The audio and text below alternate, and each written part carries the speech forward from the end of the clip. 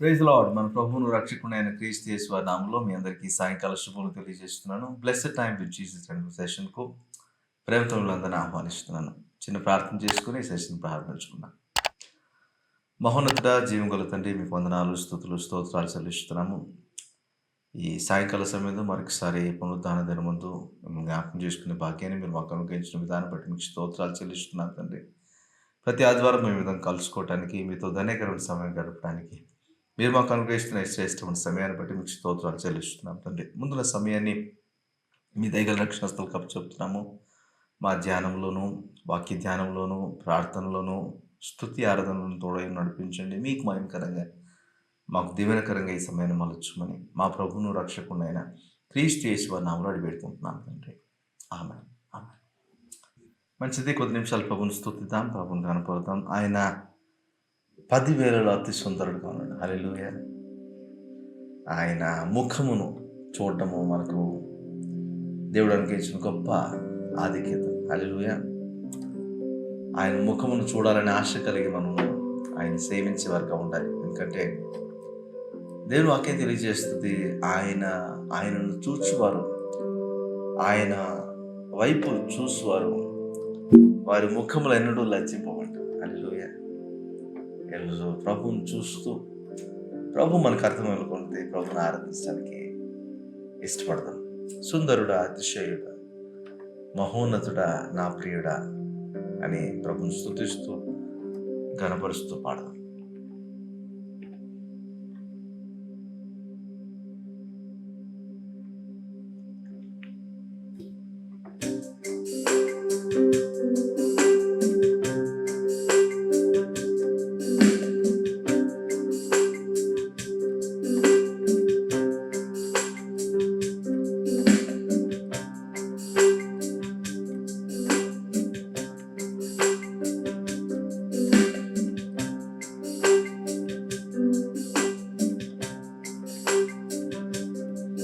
సుందరుడా, అతిశయుడా, మహోన్నతుడా, నా ప్రియుడా. సుందరుడా, అతిశయుడా, మహోన్నతుడా, నా ప్రియుడా. సుందరుడా, అతిశయుడా, మహోన్నతుడా, నా ప్రియుడా. సుందరుడా, అతిశయుడా, మహోన్నతుడా, నా ప్రియుడా. 10,000లో నీవు అతి సుందరుడవు, నా ప్రాణ ప్రియుడవు నీవే. షారోను పుష్పమా, లోయలోని పద్మమా, నిన్ను నేను కనుగొంటినే. 10,000లో నీవు అతి సుందరుడవు, నా ప్రాణ ప్రియుడవు నీవే. చారోను పుష్పమా, లోయలోని పద్మమా, నిన్ను నేను కనుగొంటినే. సుందరుడా, అందరూ పాడదాం. అతిశయుడా, మహోన్నతుడా, నా ప్రియుడా. సుందరుడా, అతిశయుడా, మహోన్నతుడా, నా ప్రియుడా. సుందరుడా, సుందరుడా, అతిశయుడా, మహోన్నతుడా, నా ప్రియుడా. సుందరుడా, అతిశయుడా, మహోన్నతుడా, నా ప్రియుడా నిన్ను చూడాలని, నీ ప్రేమలో ఉండాలని నేనాశించుచున్నాను.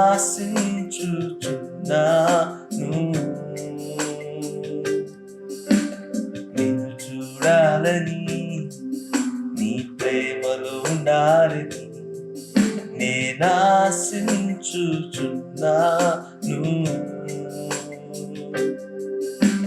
నిన్ను చూడాలని, నీ ప్రేమలో ఉండాలని నేనాశించుచున్నాను. చూద్దామా? నిన్ను చూడాలని, నీ ప్రేమలో ఉండాలని నేనాశించుచున్నాను. నిన్ను చూడాలని, నిన్ను చూడాలని, నీ ప్రేమలో ఉండాలని నేనాశించుచున్నాను. సుందరుడా సుందరుడా అతిశయుడా మహోన్నతుడా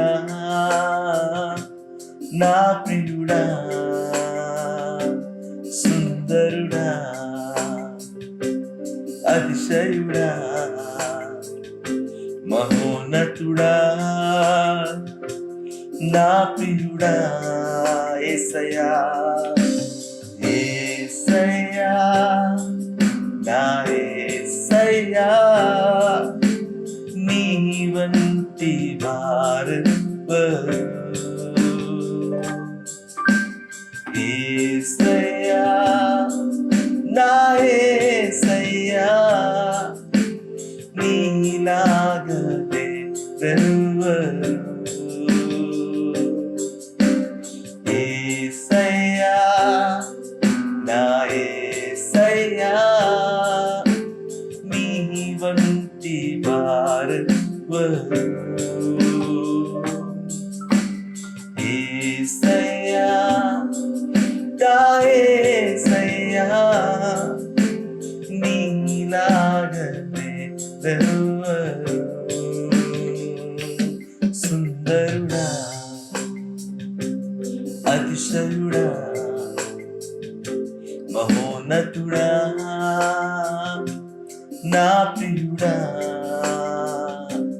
సుందరుడా అతిశయుడా మహోన్నతుడా నా ప్రియుడా. మాట చెప్తామా? ప్రభా, నేను చూడాలని ఆశ కలిగి ఉన్నానయ్యా. ఒక దాసుడు తన యజమాని వైపు చూసినట్లుగా ఆశతో నీ వైపు చూస్తున్నాను తండ్రి. 10,000లో నీవు అతి సుందరుడవు, అతి మనోహరుడవు. నువ్వు చూస్తూ ఉండగా మీరు అత్యంత ప్రేమ వేయడం మాకు అర్థమవుతుందయ్యా. నువ్వు చూస్తూ ఉండగా మీ జాలి, మీ కరుణ, మీ కృప, మీ దయను మేము ఆస్వాదించగలుగుతున్నాను తండ్రి. మీ మంచితనము, మీ నమ్మకత్వము మేము ఆస్వాదించగలుగుతున్నామంటే కేవలం మీ ముఖ కాంతి మా మీద ప్రకాశిస్తూ ఉండడాన్ని బట్టి మాత్రమే. హల్లెలూయా. మేము స్తుతిస్తున్నాం, ఆరాధిస్తున్నాం. మీకే ఘనత, మహిమ, ప్రభావాలు ఆరోపిస్తూ మా ఈ స్తుతిని, ఆరాధన మీకే సమర్పిస్తున్నాను తండ్రి. ఆమేన్. Praise lord. హల్లెలూయా. ప్రభువులు ఆనందించేటువంటి కృప ఎవరికి అనుగ్రహించబడుతుందంటే, ఎవరి మీద దేవుని ముఖకాంతి ప్రకాశిస్తుందో వారు ఆ ప్రకాశమును బట్టి వారు దేవుని తేజో మహిమను వారు కొనియాడుతారంట. వారు దేవుని ఆరాధించగలుగుతారంట. ఈరోజు మన జీవితంలో ప్రభుని ఆరాధించాలంటే ప్రభు మనకు అర్థం అవ్వాలి. ప్రభు మనకు అర్థం అవ్వాలంటే తేరి ఆయన వైపు చూడగలగాలి. మనం ఆయన చూస్తూ ఉండగా, ఆయన ముఖం మన మీద ప్రకాశిస్తూ ఉండగా, ఆయన తేజో మహిమను మనం వివరించడానికి ప్రయత్నం చేస్తే అదే స్తుతి, అదే ఆరాధన. ఒకటి ఆయన ఎవరో వర్ణించడం స్తుతి అయితే, మరి ఆయన ఎవరో గ్రహించిన వారుగా అనుభవ జ్ఞానంతో తిరిగి ఆయన్ను సేవించడము, ఆరాధించడం.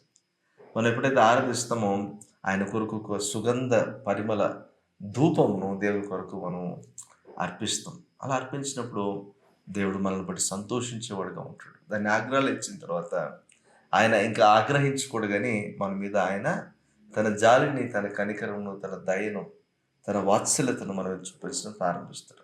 ఇదంతా ప్రాసెస్ జరుగుతూ ఉంటుంది. మరలా మనం స్తుతిస్తూ ఉంటాం, మరలా ఆరాధిస్తూ ఉంటాం, మరలా ఇంకా ఎక్కువగా దేవుడు మన మీద ప్రకాశిస్తూ ఉంటాడు. అలా ప్రకాశిస్తుండగా ఆయన ప్రభావ మహిమలు మనం మన జీవితంలో అనుభవించడానికి అవకాశం ఉంటుంది. హల్లెలూయా. దేవుడి ఇట్టి కృప మనందరికీ అనుగ్రహించును గాక. Amen. Amen. Learn to know him ministries ద్వారా ప్రతి ఆదివారం మనం ఏదో కలుసుకోవడానికి దేవుడు కృప చూపిస్తున్నారు. అందరి బట్టి దేవుని స్తుతిస్తున్నాను. మీరు ఈ సెషన్ ద్వారా దీవించబడుతున్నారని నేను నమ్ముతున్నాను. మరి మీకేమైనా ప్రార్థన అవసరం ఉన్న యెడల మీకు తెలియజేయబడుతున్న ఈ నంబర్‌కు మీరు కాల్ చేసి మీరు మాట్లాడి ప్రే చేయించుకోవచ్చు. లేదా ప్రార్థన అవసరం ఉన్న యెడల మీరు వాట్సాప్ చేసినా కూడా మీకు ప్రార్థన చేయడానికి అవకాశం ఉంటుంది. మరి లెర్న్ టు నో మినిస్ట్రీస్ కొరకు మీరు ప్రార్థన చేయండి. అనేకులకు ప్రయోజనకరంగా, దీవెనకరంగా, దేవునికి మహిమకరంగా ఈ మినిస్ట్రీ కొనసాగినట్లుగా సహాయం చేయండి. బుధవారం ప్రసారం అవుతున్నటువంటి English short message word of wisdom wow అనేటువంటి మెసేజెస్ మీరు వింటున్నారని నేను నమ్ముతున్నాను. తర్వాత ఫ్రైడే, సాటర్డే జరిగే ప్రసారం అవుతున్నటువంటి స్క్రిప్చర్ టైం అయినటువంటి బైబిల్ స్టడీ సిరీస్ కూడా మీరు ఫాలో అవుతున్నారని నేను నమ్ముతున్నాను. మరి ఎవ్రీడే ఫేస్బుక్ అండ్ ఇన్స్టాగ్రామ్ ద్వారా ప్రసారం అవుతున్నటువంటి డైలీ డివోషనల్స్ కూడా మీకు అందుబాటులో ఉన్నాయి. మీరు వాటిని కూడా మీరు చూస్తున్నారని నేను నమ్ముతున్నాను. మీకు దీవెనకరంగా ఉంటే, మీకు ప్రయోజనకరంగా అనిపిస్తే, మీరు దీవించబడితే మీరు మీ ఫ్రెండ్స్తో కూడా వీటిని మీరు షేర్ చేయొచ్చని మీకు మనం చేస్తున్నాను. లెర్న్ టు నో మినిస్ట్రీస్ కొరకు ఒకవేళ మీరు దేవుని చేత ప్రేరేపించబడి మరి సహకారులుగా ఈ మినిస్ట్రీ కొరకు మీరు ఉండాలనుకుంటే కూడా మీరు సంప్రదించవచ్చును. మరి మీకు సరైన గైడెన్స్ మీకు ఇవ్వడానికి అవకాశం ఉంటుంది. దేవుడు మిమ్మల్ని దీవించి ఆశీర్వదించి నడిపించును గాక. దేవుని వాక్యంలోనికి మనం వెళ్దాం. దేవుని వాక్యం నుంచి కొన్ని విషయాలు ఈరోజు కూడా మనం నేర్చుకోవడానికి ప్రయత్నం చేద్దాం. దేవుని వాక్యం మనను ప్రభువులో మనం నాటుతుంది, మనం నిలబెడుతుంది. అది మనము నేర్చుకోవడానికి ఇష్టపడాలి. ఎప్పుడైతే అది నేర్చుకోవడానికి ఇష్టపడతామో, దేవుని వాక్యం నందు ఎవరైతే ఆనందిస్తూ దివారాత్రం దాన్ని ధ్యానిస్తూ ఉంటారో వారు ఆకు వాడక తన కాలమందు ఫలమిచ్చు చెట్టు వలె, నీటి కాలువల యొద్ద నాటబడిన చెట్టు వలె వారు జీవిస్తారంట. అటువంటి జీవితం మనం కలిగి ఉండడానికి దేవుడు కృప చూపిస్తున్నారు. మనం ఆ కృపను వినియోగపరచుకోవాలి. లాస్ట్ వీక్ మీతో మాట్లాడుతూ కొన్ని విషయాలు చెప్పాను. ధర్మశాస్త్రం యొక్క సారాంశాన్ని గురించి మీతో మాట్లాడాను. మరి ఆ సారాంశాన్ని మన జీవితంలో నెరవేర్చబడాలి అని అంటే మనకు దేవుని కృప అవసరం అని చెప్పాను. ఇప్పుడు ధర్మశాస్త్రంలోని మరొక కోరాన్ని మీకు తెలియజేయాలని ఆశపడుతున్నాను. ఇప్పుడు ధర్మశాస్త్రము ద్వారా మనము దేవుడు కోరుకున్నటువంటి పరిశుద్ధత, దేవుడు కోరుకున్నటువంటి నీతిని, దేవుడు కోరుకున్న పరిపూర్ణతను మనం పొందలేని పరిస్థితుల్లో ఉన్నామని చెప్పాను. అయితే ఇందులో ఒక విషయాన్ని మనం అర్థం చేసుకోవాల్సింది ఏంటి అంటే, ధర్మశాస్త్రము యొక్క ప్రాధాన్యత, యొక్క ప్రాముఖ్యత మనకు అర్థం అవ్వాలి. ధర్మశాస్త్రం దేవుడు మనకి ఎందుకొరకు ఇచ్చాడు అన్నది మనం అర్థం చేసుకోవాలి. ధర్మశాస్త్రం దేవుడు మనకి ఇచ్చింది తన హృదయాన్ని, తన అంతరంగాన్ని తెలుసుకోవడానికి, అంతవరకే. అయితే దేవుడు కోరుకున్న విధంగా మనం జీవించడానికి అందులో మనకి టీచింగ్స్ ఏం కనపడవు. ఓన్లీ నియమ నిబంధనలు ఉంటాయి. ఆ నియమ నిబంధనలు బట్టి మనకు అర్థం అవ్వాలి, దేవుడు పరిశుద్ధుడై ఉన్నాడు, దేవుడు నీతిమంతుడై ఉన్నాడు, దేవుడు పరిపూర్ణుడై ఉన్నాడు, దేవుని యొక్క న్యాయం దొరుకుతుంది అని మనం అర్థం చేసుకోవాలి. అంతేగాని ఆ విధంగా జీవించడానికి, ఆ విధంగా మనము మార్చబడడానికి అందులో ఎటువంటి విషయాలు పొందుపరచబడలేదు అనే విషయాన్ని మనం గ్రహించాలి. అంటే ఇది ఎలాంటిదంటే, మీకు జస్ట్ పనిష్మెంట్స్ ఏంటి, మీరు నియమ నిబంధనలు పాటించాలి లేకపోతే పనిష్మెంట్ ఉంటుంది అని మాత్రమే ఉంటుంది. అయితే పాటిస్తే ఏం జరుగుతుంది అన్నది ద్వితీయోపదేశకాండం 28వ అధ్యాయంలో కొన్ని వచనాలు ఉన్నాయి. అయితే అవి మనం మెటీరియల్‌గా తీసుకోవడానికి అవకాశం ఉంటుంది. కానీ ఫిజికల్‌గా లేకపోతే స్పిరిచువల్‌గా మనము దాని విషయంలో ఎదగడానికి మనకంత ఎక్కువ అవగాహన మనకు దొరకదు. అందుకే మనము వీటి గురించి ఎక్కువ ఆలోచించము. ఎంతున్న ప్రాస్పెరిటీ గాస్పెల్ ఉందా, గ్రేస్ గాస్పెల్ ఉందా అని చూస్తాం. కృపా పరిచర్య జరుగుతుందా, తర్వాత సమృద్ధి చెందేటువంటి ఒక పరిచర్య జరుగుతూ ఉందా, ఆశీర్వాదాల గురించిన పరిచర్య కొనసాగుతూ ఉందా, అది దానికి సంబంధించిన మెసేజెస్ మనకు అందుతున్నాయా, అంతవరకే మనం లిమిట్ అయిపోయి జీవిస్తూ ఉంటాం. కానీ ధర్మశాస్త్రం ఏం చేయగలదు, ఏం చేయలేదు అనేది మనం అర్థం చేసుకోవాలి. ఈరోజు ఒక టాపిక్ నేను మీతో మాట్లాడాలనుకున్నాను. అదేంటంటే ధర్మశాస్త్రం చేయలేనిది ఏంటి, ధర్మశాస్త్రము చేయలేనిది ఏంటి అనేది మీకు తెలియజేయాలని ఆశపడుతున్నాను. ఒక మాట చదివి ముందుకెళ్తాను. హెబ్రీయులకు రాసిన పత్రిక 7వ అధ్యాయం 18-19 వచనాలు కూడా దేవుని మాటను ఒకసారి చూద్దాం. హెబ్రీయులకు రాసిన పత్రిక 7వ అధ్యాయం 18-19 వచనాలు. ఆ ధర్మశాస్త్రము దేనికిని సంపూర్ణ సిద్ధి కలుగు చేయలేదు గనుక ముందియబడిన ఆజ్ఞ బలహీనమైనందునను నిష్ప్రయోజనమైనందునను అది నివారణ చేయబడి ఉన్నది. అంతకంటే శ్రేష్టమైన నిరీక్షణ దాని వెంట ప్రవేశపెట్టబడెను. దీని ద్వారా దేవుని యొద్దకు మనము చేరుచున్నాము. ఇక్కడ కొన్ని విషయాలు చాలా జాగ్రత్తగా ఆలకించండి. చెప్తున్న మాట ఏంటంటే, ధర్మశాస్త్రము దేనికిని సంపూర్ణ సిద్ధి కలుగు చేయలేకపోయిందంట. అంటే ధర్మశాస్త్రాన్ని దేవుడే ఇచ్చాడు. అయితే దేవుడు కోరుకున్న సర్వ సంపూర్ణతలోనికి, సంపూర్ణ సిద్ధిలోనికి ఒక మనిషిని ఈ ధర్మశాస్త్రం తీసుకురాలేకపోయింది. అంటే దేవుడు ప్రవేశపెట్టినటువంటి ఈ సిస్టమ్ ఎక్కడో ఫ్లా ఉందని చెప్తామా? అంటే బలహీనమైందని చెప్పాల్సి ఉంటుందంటారా? దేవుడు చేసిన ఏదైనా బలహీనంగా ఉంటుందంటారా? డిఫెక్టివ్గా ఉంటుందంటారా? దేవుడు చేసింది ఎప్పుడు డిఫెక్టివ్గా ఉండదు. కానీ దీని పర్పస్ వేరు. మనము ధర్మశాస్త్రాన్ని బట్టి సంపూర్ణ సిద్ధిలోనికి రాలేము. ధర్మశాస్త్రం ఏం తెలియజేస్తుందంటే నేనెవరు, దేవుడెవరు, నాకు ఆయనకి మధ్య ఉన్న గ్యాప్ ఏంటి, ఇదే తెలియజేస్తుంది అంతే.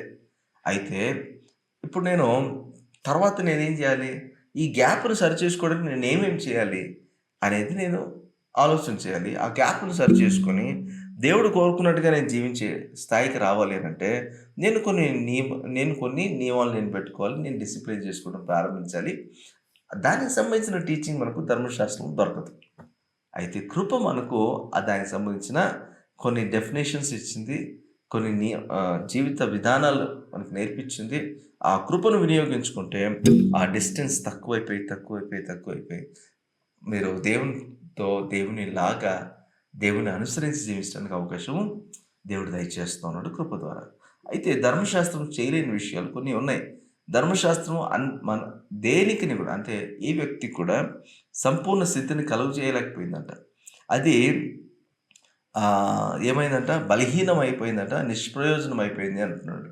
అంటే అది ఒక పర్పస్ కొరకు ఇవ్వబడింది, ఇంకో పర్పస్ని సర్వ్ చేయలేకపోయింది. ఓకే, ఇప్పుడు ఒక పర్పస్ ఏంటినంటే మనలను దేవుడు యొక్క అనుభవ జ్ఞానంలోనికి మనం నడిపించాలి. దేవుడు అంటే ఎవరు మనకు అర్థమయ్యేలా చెప్పాలి అంటే ధర్మశాస్త్రం అవసరమైంది. ఈ ధర్మశాస్త్ర నిబంధనలు బట్టి అవును ఇంత స్ట్రిక్ట్ దేవుడు, ఇంత పరిశుద్ధుడు, ఇంత నియమ నిబంధనలు కలిగిన దేవుడు, ఒక క్రమం కలిగిన దేవుడు అని మనం నేర్చుకోవడానికి అవకాశం ఉంది. అయితే ఈ క్రమం మనలో లేదని, ఈ పరిశుద్ధత మనలో లేదని, ఈ నీతి మనలో లేదని, ఈ యథార్థత మనలో లేదని, ఈ సత్యం మనలో లేదని, ఈ సంపూర్ణ సిద్ధి మనలో లేదని గ్రహించడానికి కూడా ధర్మశాస్త్రం ఉపయోగపడుతుంది. ఆన్ ది అదర్ హ్యాండ్ ఈ విధంగా మనం జీవించాలంటే, దేవునిలాగా మనం జీవించాలంటే, దేవుడు కలిగిన పోలికలు, దేవుడు కలిగినటువంటి ఉద్దేశాలు మనము కలిగి జీవించాలంటే మనము ఎలా వీటిని పెంపొందించుకోవాలి అని అంటే మొదట ప్రారంభం అవ్వాల్సింది కొన్ని విషయాలు ప్రారంభమైతే అక్కడి నుంచి ఒక ఫౌండేషన్ మనకి ఏర్పడుతుంది. ఆ ఫౌండేషన్ని ఆధారం చేసుకొని మనం జీవించడానికి అవకాశం ఉంటుంది. ఇప్పుడు నీతిమంతులుగా మార్చబడ్డానికి మనకు చాలా గ్యాప్ ఉంది. దేవుని స్టాండర్డ్స్కి మన స్టాండర్డ్స్కి మధ్య చాలా గ్యాప్ ఉంది. ఈ గ్యాప్ను పూడ్చేది ఎప్పుడు? జీవితకాలం అంతా సరిపోదేమో ఈ గ్యాప్ను పూడ్చుకోవడానికి. ఏదో ఒక తప్పు జరిగిపోతుంది, మళ్ళీ దగ్గరికి వచ్చేస్తున్నాను అనుకునేటప్పటికి ఏదో ఒక తప్పు చేస్తాం, మళ్ళీ గ్యాప్ పెరిగిపోతూ ఉంది. ఇది వచ్చేది ఎప్పుడు? దగ్గరికి వచ్చేటట్లు కనపడట్లేదు. ఇప్పుడు తూర్పు పడమర దగ్గరికి వచ్చినట్లు లేదు, వచ్చే పరిస్థితి లేదు. కానీ ఇప్పుడు ఎలా దగ్గరికి వస్తే తెలియదు. కానీ దేవుడు మనలను తనతో కూడా దగ్గరికి చేర్చుకోవాలని ఆశపడ్డాడు. ధర్మశాస్త్రం చేయలేకపోయింది. నేను పాపనని గ్రహిస్తున్న కొలది నేను ఇంకా దేవునికి దూరం అయిపోతూ ఉన్నాను. అంటే నేను అనుకుంటున్నాను నేను దేవునికి దగ్గరగా ఉన్నానేమో, నేను పరిశుద్ధున్నేబా, నేను ఎవరికి కీడు తలపెట్టే వ్యక్తిని కాదు, నేను న్యాయం కలిగి అందరితోనూ మంచిగా ప్రవర్తించే వ్యక్తిని అని నేను దేవునితో సహవాసంలో ఉన్నాను అని అనుకుంటున్నానేమో. ధర్మశాస్త్రం నన్ను ఏం చేసిందంటే, ధర్మశాస్త్రం నాకు తెలియజేసింది నాలో చాలా ఫ్లాస్ ఉన్నాయని, ఆయనకు నాకు మధ్య చాలా వ్యత్యాసం ఉందని. నేను ఈ విధమైన పాపిని నాకు అర్థమైన తర్వాత గ్యాప్ పెరుగుతూ పోతుంది. అప్పుడు ఇంకా నేను దేవునితో సహవాసంలో వచ్చేది ఎప్పుడు? అందుకే ధర్మశాస్త్రం కొన్ని చేయలేకపోయింది, మనం దేవునికి దగ్గరకు తీసుకురాలేకపోయింది ధర్మశాస్త్రం. అందుకే ఇజ్రాయెల్ ప్రజలు ఎంత నియమ నిబంధనలు ఇచ్చినా వారు దేవునికి దగ్గర రాలేకపోయారు. అందుకే నూతన నిబంధనలో అంటే నూతన క్రమములో, నూతన వ్యవస్థలో దేవుడు చేసిన మార్పు ఏంటంటే కృప ద్వారా వారికి నూతన హృదయాన్ని ఇచ్చేటట. ఇప్పుడు వారి హృదయం పలక మీద దేవుని వాక్యాన్ని, దేవుని యొక్క ఉద్దేశాన్ని ఆయన రాసేసాడంట. నూతన హృదయం, నూతన ఆత్మనిచ్చాడట. అంటే నూతన ప్రారంభాన్ని దేవుడు ఇచ్చాడు. హల్లెలూయా! ఇప్పుడు ఆ ప్రారంభాన్ని బట్టి మనం ఇప్పుడు దేవునితో కొనసాగడానికి మనకు ఒక అవకాశం ఏర్పడిందని చూస్తున్నాం. ధర్మశాస్త్రం చేయలేని 2 విషయాలు ఈరోజు నేను మీతో మాట్లాడతాను. క్లుప్తంగా ఆ 2 విషయాల గురించి మీకు చెప్తాను. ఆ 2 విషయాలు మనకు అర్థమైతే ఇప్పుడు ధర్మశాస్త్రాన్ని నెరవేర్చడానికి కృప మనకెంత అవసరమో, కృప ద్వారా వీటిని నెరవేర్చడానికి దేవుడు ఎలా మార్గం తెరిచాడో మనం అర్థం చేసుకుందాం. మొదటిగా మనం చూస్తే ఈరోజు మొదటి మాట మాత్రం నేను చెప్పడానికి ప్రయత్నం చేస్తాను. రెండవ మాట మోస్ట్లీ నెక్స్ట్ వీక్‌లో నేను పంచుకోవడానికి ప్రయత్నం చేస్తాను సమయాన్ని బట్టి. ఈరోజు మొదటి మాట చూద్దాం. గలతీయులకు రాసిన పత్రిక 2వ అధ్యాయం 15 మరియు 16 వచనాలు గల దేవుని మాటను ఒకసారి మనం చూద్దాం. గలతీయులకు రాసిన పత్రిక 2వ అధ్యాయం 15, 16 వచనాలు. మనము జన్మము వలన యూదులమే గాని అన్యజనులలో చేరిన పాపులము కాము. మనుష్యుడు యేసుక్రీస్తునందుల విశ్వాసం వలననే గాని ధర్మశాస్త్ర సంబంధమైన క్రియల మూలమున నీతిమంతుడిగా తీర్చబడడని ఎరిగి మనమును ధర్మశాస్త్ర సంబంధమైన క్రియల మూలమున కాక క్రీస్తునందుల విశ్వాసం వలననే నీతిమంతులమని తీర్చబడుటకై యేసుక్రీస్తునందు విశ్వాసం ఉంచి ఉన్నాము. ధర్మశాస్త్ర సంబంధ క్రియల మూలమున ఏ శరీరియు నీతిమంతుడని తీర్చబడడు కదా. పౌలు భక్తుడు చాలా అద్భుతంగా రాస్తున్నాడు ఈ మాట. ధర్మశాస్త్రాన్ని అనుసరించి, ధర్మశాస్త్రాన్ని బట్టి నన్ను నేను సరిచేసుకొని ఇప్పుడు ధర్మశాస్త్రాన్ని పాటించడం వల్ల అంటే దొంగిల వద్ద అన్నాడు. నేను దొంగిలను కాబట్టి నేను పరిశుద్ధును, నీతిమంతుడిగా మార్చబడుతాను అంటే అలా జరిగే పని కాదు. ఎందుకంటే అదొక్కటే ఆజ్ఞ కాదు, చాలా ఆజ్ఞలు ఉన్నాయి. ఆ 10 ఆజ్ఞలు నేను పాటించాలి. నా దేవుణ్ణి నేను పూర్ణ హృదయంతో సేవించాలి. నా పూర్ణ హృదయంతో సేవించడానికి అవుతుందా ఏ మనిషికైనా? ఆలోచన చేయండి. నేను చెప్పొచ్చు, నేను నా నా మనస వాచ నేను కంప్లీట్‌గా దేవుణ్ణి ఆరాధిస్తున్నాను, దేవుణ్ణి ఘనపరుస్తున్నాను, దేవుని సేవిస్తున్నాను అని చెప్పొచ్చు నేను. కానీ నిజంగా నా హృదయం నిండా ఆయనే ఉన్నాడా? ఇంక నా కుటుంబం లేదా? లేకపోతే నా జీవితం లేదంటారా? అవన్నీ ఉన్నాయి. అంటే నా హృదయంలో ఎంత శాతము దేవునికి నేను ఇవ్వగలుగుతున్నాను పూర్ణ హృదయంతో? మొదటి ఆజ్ఞ మనం చేయలేకపోతున్నాం. రెండవ ఆజ్ఞ మనకు విగ్రహాలు లేకపోవచ్చు, కానీ దేవుని కంటే ఎక్కువగా మనము పరిగణిస్తున్నవి చాలా మన జీవితాల్లో విగ్రహాలుగా మార్చబడ్డాయి. వాటి పరిస్థితి ఏంటి? మనం జీవించలేము. మూడవది ఆయన నామమును వ్యర్థంగా ప్రతి దానికి యేసు ప్రభు నామాన్ని వాడుతూ ఉంటాం. మన జీవితాలు ఎలా ఉన్నాయి? నాలుగవది విశ్రాంతి దినం పాటించాలంటున్నాం. ఆదివారం రోజు మనం ఏ పని చేయకుండా దేవునికి ప్రతిష్ఠితంగా చేసి మనం జీవించగలుగుతున్నామా? ఈరోజు మీరు ఆదివారం మీరు ఇప్పుడు మెసేజ్ చూస్తున్నట్లయితే మార్నింగ్ మీ చర్చ్‌కి వెళ్ళొచ్చారు. ఇప్పుడు సాయంత్రం ఈ మెసేజ్ కూడా వింటున్నారు. God bless you. అయితే రోజంతా దేవుని కొరకు డెడికేట్ చేయగలుగుతున్నామా? జరగని పని. చేయలేకపోతున్నాము. ధర్మశాస్త్రాన్ని పాటించడాన్ని బట్టి ధర్మశాస్త్ర క్రియల మూలమున నేను నీతిమంతుడిగా తీర్చబడ్డం అనేటువంటిది అసంభవము, జరగని పని. యేసుక్రీస్తు ప్రభువుకు మాత్రమే చెల్లింది అది. ఆయన దాన్ని నెరవేర్చడానికి వచ్చాడు, కొట్టివేయడానికి రాలేదని చెప్పాను. ఆయన దాన్ని నెరవేర్చాడు. ఇప్పుడు యేసుక్రీస్తు నెరవేర్చాడు కాబట్టి యేసుక్రీస్తును అందు విశ్వాసం ఉంచడాన్ని బట్టి ఆయన కృపను బట్టి మనము నీతివంతులుగా మార్చబడడానికి అవకాశం కుదిరింది. అంటే ధర్మశాస్త్రం ఒక విషయాన్ని చేయలేకపోయింది. ధర్మశాస్త్రం మనం నీతిమంతులుగా నిర్ధారించలేకపోయింది అని చూస్తున్నాం. హల్లెలూయా. దేవుడు నీతిమంతుడు. అయితే మనం నీతిమంతులుగా కోరుకున్నాడు, పరిశుద్ధులుగా కోరుకున్నాడు. కానీ మనకు బేసిస్ ఒక ఫౌండేషన్ మనకి ఇవ్వలేకపోయింది ధర్మశాస్త్రం. ధర్మశాస్త్రం మనం ఎవరో చెప్పింది మనల్ని ఖండించింది. మీరు పాపులు, మనలో ఉన్న పాపాన్ని ఖండించింది, మనల్ని ఖండించింది. అలా మనకు గ్యాప్ పెరుగుతూ వచ్చింది. గిల్ట్ ఎక్కువైపోయింది మనకు. అయితే యేసుక్రీస్తు కృప ద్వారా ఏం చేశాడంటే ఏదైతే ధర్మశాస్త్రం చేయలేకపోయిందో ఇప్పుడు కృప ద్వారా డైరెక్ట్‌గా ఉచితముగా ఆయనది ఈ ఈ గ్యాప్‌ని ఆయన ఫిల్ చేశాడు.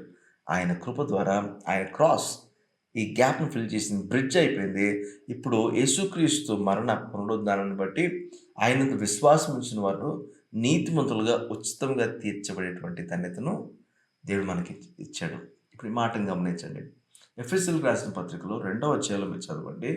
మనం పాపం విషయంలో చచ్చిన వారమై ఉండగా, ఈ లోక అధిపతి అయినటువంటి అపవాది యొక్క గ్రిప్‌లో మనం ఉండిపోయి, పాపం చేస్తూ, అపరాధం విషయంలో చచ్చిన స్థితిలో మనం ఉన్నప్పుడు, దేవుడు తన మహాకృప చేత మనల్ని రక్షించుకున్నాడంట. అంటే క్రీస్తు యేసు ప్రభు ద్వారా మనల్ని రక్షించుకున్నాడు. కృప ద్వారానే మనం రక్షించబడ్డాము.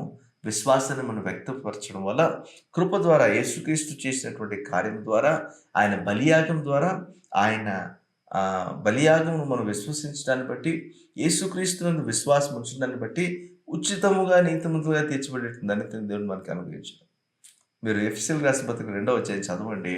అక్కడ మన క్రియల మూలంగా మనము నీతిమంతులుగా తీర్చబడలేదు. అలా మనం తీర్చబడితే మనం అతిశయిస్తామేమో, ఈరోజు నా క్రియల వల్లే నేను నీతిమంతులుగా తీర్చబడ్డానని. దేవుడు అవకాశం మనకి ఇవ్వలేదు. కృప ద్వారా మనం నీతిమంతులుగా తీర్చబడ్డాం ఉచితంగా. ధర్మశాస్త్రం అది చేయలేకపోయింది. ధర్మశాస్త్రం మనం నీతిమంతులుగా నిలబెట్టలేకపోయింది. దేవుడు అన్నాడు, మీరు ఇవన్నీ పాటిస్తే మీరు నీతిమంతులుగా తీర్చబడతారని. కానీ ఇవన్నీ పాటించే వ్యక్తి ఎవరు కనపడలేదు. అయితే యేసు ప్రభు దీన్ని పాటించాడు. అందుకు క్రాస్ ద్వారా మనకు ఒక మార్గం ఏర్పడింది. ఒక బ్రిడ్జ్ ఏర్పడింది. ఈ గ్యాప్ తగ్గిపోయి ఒక్కసారిగా ఆయన విశ్వాసం ఉంచడాన్ని బట్టి నీతిమంతులుగా అనేటువంటి ఒక ట్యాగ్ మనకు వచ్చేసింది. ఒక ప్రామాణికమైన స్థానం మనకు వచ్చేసింది. ఇప్పుడు ఇక్కడి నుంచి కింద పడిపోకుండా, ఓకే, ఇప్పుడు ఇక్కడి నుంచి ఎక్కడ తొలగిపోకుండా నేను ప్రభులో కొనసాగటానికి నాకు కృప అవసరం. హల్లెలూయా. కృప మనల్ని దేవుని దగ్గర తీసుకొచ్చింది. కృప మనం కోల్పోయిన రక్షణ మనకిచ్చింది. కృప మనం కోల్పోయిన మహిమను మనకిచ్చింది. కృప మనకు కావాల్సినటువంటి పరిశుద్ధతను అనుగ్రహించండి. కృప మనలను ఒక ప్లాట్‌ఫామ్‌లోకి తీసుకొచ్చేసింది దేవునితో కలిసి. అంతవరకు గ్యాప్‌లో ఉన్నాం మనం. ఇప్పుడు గ్యాప్ ఫిల్ చేసి కృప మనల్ని ఇక్కడ నిలబెట్టేసింది. యేసుక్రీస్తు తన కృప ద్వారా మనలను దేవునికి సంబంధంగా మార్చేసాడు. ఇప్పుడు ఇక్కడ ఉంది. ఇప్పుడు నా పరిస్థితి ఏంటి? ఇప్పుడు నేను పాపం చేయకుండా, ఇప్పుడు ఈ గ్యాప్ నేను తెచ్చుకోకుండా నేను కొనసాగించుకోవాలి. అందుకే భయముతోనూ, వణుకుతోనూ నా రక్షణ నేను కాపాడుకోవాలి. రక్షణ ఉచితంగా బహుమానంగా ఇవ్వబడింది కృప ద్వారా. ఇప్పుడు ఈ కృపను వినియోగించుకొని నా రక్షణ నేను భయంతోనూ, వణుకుతోనూ కాపాడుకుంటూ గ్రాఫ్‌లో కిందకి వెళ్ళిపోకుండా, గ్యాప్ రాకుండా నేను జాగ్రత్త వహించాలి. అక్కడ కృప యొక్క విశిష్టత, కృప యొక్క అవసరం మనకి ఎంతగానో ఉంటుంది. ఈరోజు ఈ మాట మీకు అర్థమవుతుందా? నీతిమంతుడిగా ఒక ధర్మశాస్త్రాన్ని బట్టి మనము ధర్మశాస్త్ర క్రియల మూలముగా ఒక వ్యక్తి నీతిమంతుడిగా తీర్చబడడం అనేటువంటి అసంభవము. ఒక వ్యక్తి పరిశుద్ధుడిగా తీర్చబడడం జరగని పని. నిందారహితుడిగా తీర్చబడడం జరగని పని. కానీ దేవుడు ఈ గ్యాప్‌ని ఫిల్ చేయడానికి ఇష్టపడ్డాడు.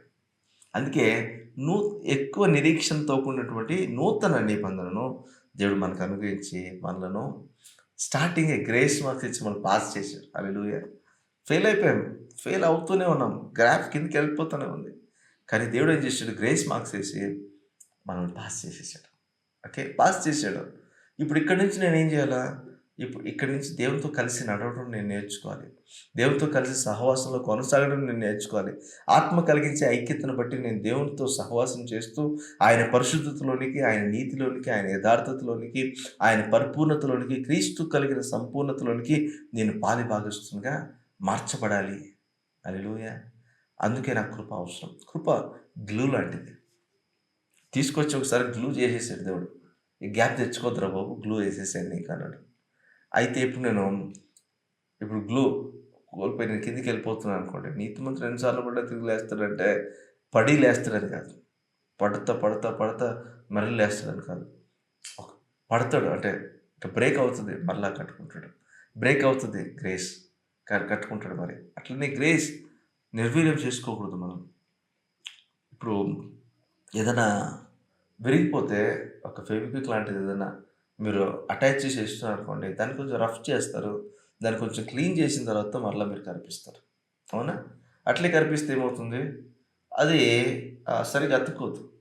ఇప్పుడు గ్రేస్ మనల్ని నిలబెడుతుంది. మాటి మాటికి మనం పడిపోతున్నాము. మాటి మాటికి మనం నిలబెట్టాలంటే ఎంత గ్రేస్ వేస్ట్ అవుతుంది? గ్రేస్‌ని వినియోగించుకోవడం మనం నేర్చుకోవాలి. కృపను వినియోగించుకోవడం మనం నేర్చుకోవాలి. కృపాయుగంలో ఉన్నాం, ఏం చేసినా చెల్లుతుంది కాదు. ఈ గ్యాప్‌ను ఫిల్ చేయడానికి యేసుక్రీస్తు ప్రభు చనిపోవాల్సి వచ్చింది. ఈ గ్యాప్‌ను ఫిల్ చేయడానికి యేసుక్రీస్తు ప్రభు నా తండ్రి అనేటువంటిది యేసుక్రీస్తు ప్రభు నా దేవా నా చెయ్యి ఎందుకు విడిచిపెట్టావు అన్నాడు. ఎందుకంటే నా చెయ్యి దేవుని చేతికి అందించాడు కాబట్టి.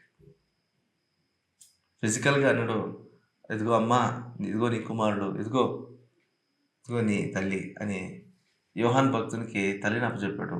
అదేవిధంగా పరలోక సంబంధం మన తండ్రికి మన చేతిని ఆయన అప్పగించాడు. హల్లెలూయా! ఈరోజు ఆ కృపను బట్టి మనము ఒక ఒక ఫౌండేషన్ స్టెప్‌లోకి మనం వచ్చాం. ఈరోజు ఆ కృప లేకపోతే ధర్మశాస్త్రం మనల్ని ఇంకా ఖండిస్తూనే ఉండేది.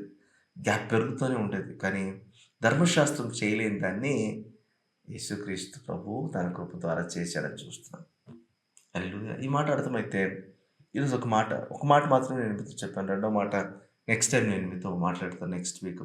కానీ ఆలోచన చేయండి. ధర్మశాస్త్రం చేయలేకపోయింది. ఆ గ్యాప్‌ని ఫిల్ చేయలేకపోయింది. ఆ గ్యాప్‌ని పూడ్చలేకపోయింది.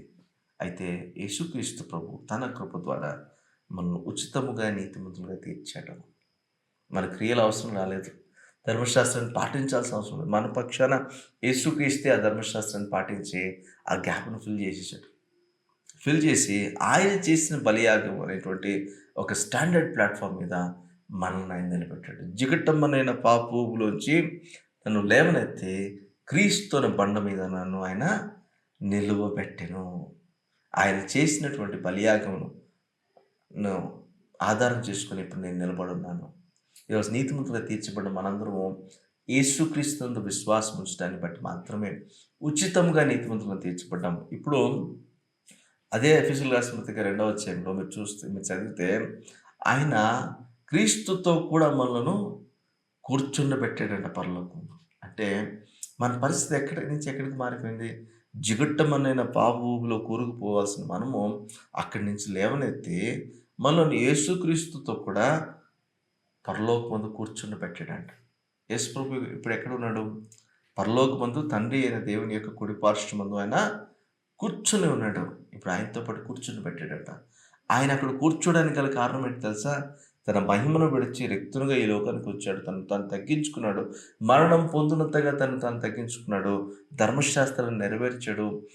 ధర్మశాస్త్ర క్రియల మూలంగా నీతిమంతులుగా తీర్చబడ్డాడు. దాన్ని నెరవేర్చిన వాడుగా, మనుషుల పాపం నిమిత్తమై చనిపోయిన వాడుగా, ఒక అర్హత సాధించిన వ్యక్తిగా ఇప్పుడు వెళ్ళి మన ప్రధాన యాజకుడిగా ఒక మొదటి వ్యక్తిగా, మనుష్యుడిగా ఆయన పరలోకంలో ప్రవేశించి తండ్రి అయిన దేవుని కుడిపార్శ్వంలో కూర్చున్నాడు. మనం ఏమీ చేయలే. యేసునందు విశ్వాసం ఉంచాము. ఆయన చేసిన బలియాగంలో విశ్వాసం ఉంచాము. ఇప్పుడు మనలను క్రీస్తుతో కూడా పరలోకమందు కూర్చుండబెట్టేసాడట. హల్లెలూయా! ఇప్పుడు పెట్టేశాడు. తీసుకెళ్ళి కూర్చోబెట్టాడు. ఇప్పుడు నేను ఆ రాయల్టీని డిగ్నిఫైడ్‌గా కాపాడుకోవాల్సిన బాధ్యత నాది. కాపాడుకోవడానికి నాకు కృప కావాలి. కృప ద్వారానే ఆయన కన్నాడు. ఇప్పుడు వాక్యం ద్వారా కన్నాడు. వాక్యం ద్వారా మనం జీవించాలి. వాక్యం ద్వారా కృప ద్వారా మనల్ని నీతిమంతులుగా తీర్చాడు. అదే కృప ద్వారా ఆ నీతిలో మనం కొనసాగాలి. ఆ పరిశుద్ధతలో మనం కొనసాగాలి. ఆయన ప్రభువు రాకడ వచ్చినంత వరకు, దేవుడు తన రాజ్యాన్ని స్థాపించినంత వరకు అదే నీతిలో, అదే పరిశుద్ధతలో, అదే పరిపూర్ణతలో క్రీస్తు కలిగిన సంపూర్ణతను బట్టి మనము నడుచుకునేలాగున ప్రభు యొక్క కృప మీద మనం ఆధారపడాలి. ధర్మశాస్త్ర క్రియల మూలంగా మనము పరిశుద్ధులమని, నీతిమంతులమని దేవుని చేత తీర్చబడేటువంటి పరిస్థితుల్లో మనం లేవు. ధర్మశాస్త్రం చేయలేని పని ఏంటి అంటే మనల్ని నీతిమంతులుగా తీర్చలేకపోయింది. ధర్మశాస్త్రం మనల్ని ఖండించింది. మన పరిస్థితి ఏంటో తెలియపరిచింది.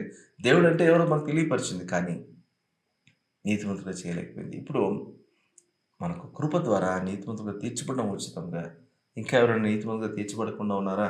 మీరెంత ప్రయాసపడినా ఈ స్థాయికి మీరు రాలేరు.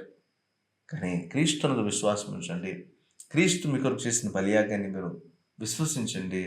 మీరు ఉచితంగా దేవుని చేత నీతిమంతులుగా తీర్చబడే అనుభవంలోనికి మీరు వస్తారు. ఎందుకంటే ఇప్పుడు మిమ్మల్ని చూసినప్పుడు మీ పాపాలు దేవుడు కనపడవు. ఇప్పుడు మిమ్మల్ని చూసినప్పుడు యేసుక్రీస్తు మీలో ఆయన కనపడతాడు. హల్లెలూయా! అటు కృప దేవుడు మనందరికీ అనుగ్రహించుగాక. చిన్న ప్రార్థన చేద్దాం. నెక్స్ట్ వీక్ ఎపిసోడ్‌లో నేను ఇంకొక విషయాన్ని నేను మీతో మాట్లాడుతున్నాను. ధర్మశాస్త్రం చేయలేకపోయింది ఏంటి అన్నది. ఓకే, చిన్న ప్రార్థన చేసుకుందాం. దయమేడ కృపమేడ మీకు వందనాలు స్తుతులు స్తోత్రాలు చెల్లిస్తున్నాము. మా జీవితాల్లో ప్రభువా ధర్మశాస్త్రము మీరు మాకు అనుగ్రహించింది మీలాగా మేము మార్చబడాలని, మరి మీరు కోరుకున్న విధంగా మేము జీవించాలని. కానీ ఈ ధర్మశాస్త్రము మమ్మల్ని ఖండించింది. ధర్మశాస్త్రం మా నిజ స్వరూపాన్ని బయటపెట్టింది. ధర్మశాస్త్రం మమ్మల్ని మీరు కోరుకున్న విధంగా మార్చలేకపోయింది. అయితే మేము ఖండించబడకుండా, మేము దూషణ పాలవకుండా, మేము విడిచిపెట్టబడకుండా మా కొరకు సమస్త మహిమను విడిచి ఈ లోకానికి వచ్చాడు యేసయ్య. మీకు స్తోత్రాలు వందనాలు చెల్లిస్తున్నాను తండ్రి.